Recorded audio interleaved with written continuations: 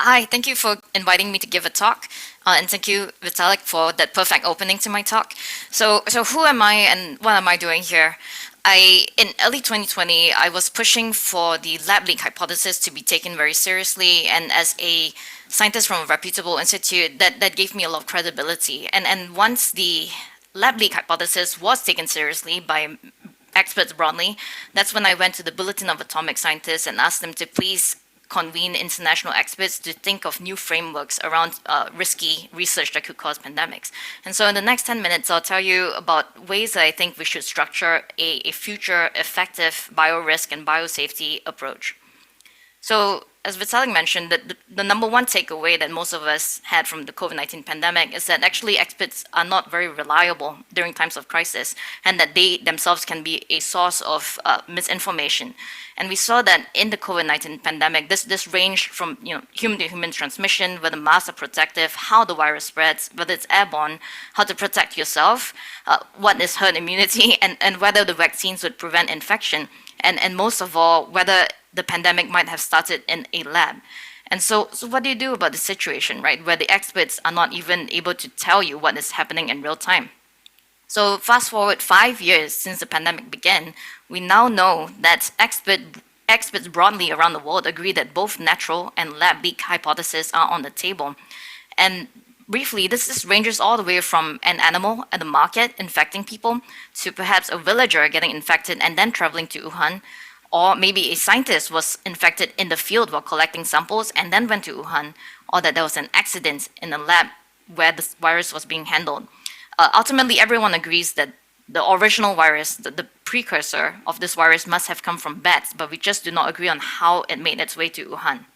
And so all the evidence today remains circumstantial. No natural or lab source has been found or reported. And surprisingly, 5 years later, no external investigation has been conducted.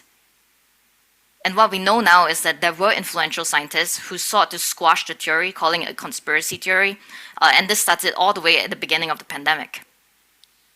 So I was really fortunate to publish my analysis of why I think the evidence strongly points towards a lab origin in the New York Times this year. And just to sum this up, but if this is the first time you've heard of this, I really recommend that you check out the article. Why do I think that COVID-19 likely started in a lab? This pandemic, it really could have been caused by any of hundreds of different virus species and any of tens of thousands of wildlife markets in this region and in any of thousands of large cities and in any year. But it was a SARS-like coronavirus with a unique furin cleavage site. This is a gain-of-function feature that emerged in Wuhan less than 2 years after scientists there, sometimes working at low biosafety, proposed collecting and creating viruses of that very same design. And out of the hundreds of other SARS-like viruses we know today, none of them have such a furin cleavage site. So this story, why haven't we found the origin of COVID-19? It's because an incredible amount of data continues to be withheld. So this concerns early cases, the transmission chain, the genome of the virus was withheld in the early days, including early sequences still being withheld. We still do not have access to the activities and catalogs at both the wildlife market in the city as well as the laboratories in the city. So all of these were not put out in the public. A lot of it was withheld in private communications, private databases, in scientific journals, and under peer review. Sometimes an editor would reject a paper and it would stay hidden for years. And private research documents as well as thesis and grant proposals. We only know about all of these data today because they were unearthed by mostly internet sleuths, so independent vigilante sleuths, as well as scientists and journalists. And some of these other documents were leaked by people inside the US government, or others were sued through the Freedom of Information Act. So these things had to be painstakingly pulled out of the sources. What the COVID-19 pandemic really showed us was this complete lack of interest in finding the origin of COVID-19. So if you look at the US collaborators of the Wuhan scientists, they admitted that their collaboration had never given them access to the pathogen samples. So these are samples from bats and even people collected and stored in Wuhan. They could not reproduce the database of the samples or virus sequences, and they did not have access to the database in real time that was in Wuhan. So they didn't even know about viruses collected after 2015, even though their funding covered their work through 2019. So that's a 4-year gap. They do not know about the viruses collected after 2015 in Wuhan. They did not ask their collaborators in Wuhan if they had started on experiments proposed in 2018. So this included experiments where they were inserting furin cleavage sites and other gain-of-function features into SARS-like viruses in Wuhan. So some would say this is strategic ignorance, right? Maybe they didn't ask because they didn't want to have information that they would then put them in a difficult spot. But I would actually argue that it was structural because they never structured their collaboration in a way that gave them full access in real time to the samples and even the sequences. And this problem really, it goes way beyond the EcoHealth Alliance to even upwards in government. Earlier this year, the Department of Defense in the US said that they had not been closely tracking their funded projects. They could not even tell how much funding they'd given to Chinese research that would enhance pathogens with pandemic potential. And unfortunately, the new US government policy on this sort of research that kicks in next May still leaves many loopholes open. In fact, the entire research pipeline that could have caused the COVID-19 pandemic remains not subject to oversight. So you can go anywhere, collect any novel pathogens, no oversight. You can serially passage them, so adapt them to human cells, even human airway cells, and even humanized animals, still not subject to oversight. So really nothing has been done here to deal with this risk of pandemics coming from labs in this manner. So unlike other technologies, like nuclear, chemical, even transportation, even flying planes, where you have a serious accident, there's no independent body here for these sort of pandemic risk research to really conduct external oversight. So there's no independent external organization that will have oversight of this work around the US, let's say. And when there's an incident, there's no investigation to go in by this independent body. It's usually all self-investigation, self-reporting. So this is a real problem because we are now truly in an era of pandemics starting from laboratories.